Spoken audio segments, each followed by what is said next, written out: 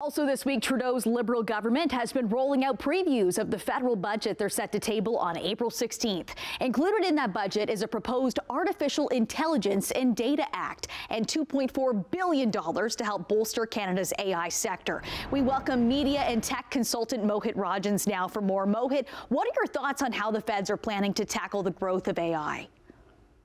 Well, Nicole, it's a big number, right? And I think it's about time that Canada has taken a unified approach to how we are going to be positioned globally when it comes down to the use of artificial intelligence and investing in artificial intelligence. It's also a little bit of a hype and buzzword right now, where if you don't see our country's name beside the words artificial intelligence, there would be reason to panic. Right now, the emphasis is really on cybersecurity and making sure that we're in a place where we're fully equipped to have computing power to actually harness some of the changes that are going to be needed within various economies. And that's a very positive thing. Where it becomes a little bit dicey is how does it really involve really keeping our talent in this country? As we all know, artificial intelligence is accelerating at a rate where a global need for talent is present. And it'll be interesting to see how we're able to harness some of that money to make sure that we have the talent right here in this country. There's also been a bit of concern over what's been proposed in the Artificial Intelligence and Data Act. In what ways should Canada be handling AI safety?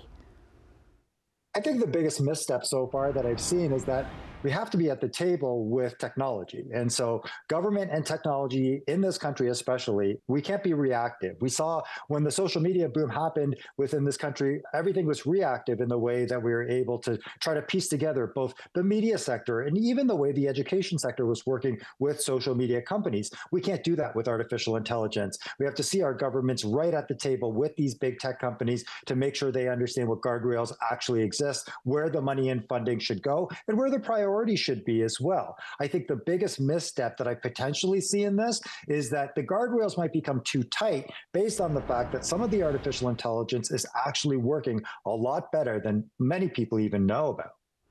You know, speaking of guardrails, we've seen the U.S. attempting to protect young users online through restrictions on the popular app TikTok. And this week in the U.K., they're raising concerns about WhatsApp lowering the age limit. As people who have been on social media platforms for so long, why does it seem like all of a sudden governments are concerned about what's going on with them? Nicole, what we're starting to see is somebody needs to take the lead. And Europe is actually the place where people are looking to from around the world to understand what some of these restrictions should include.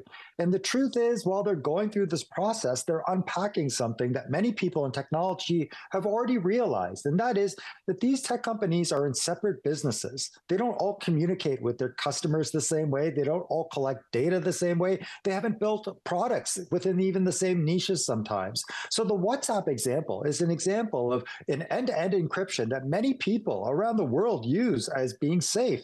But what happens when age restrictions in certain countries are different than what can be used on certain apps? These are the types of hurdles that are ahead of us when it comes down to the growth of social media. And I think it's going to be very tricky when we follow Europe, because even they are trying to figure it out in real time.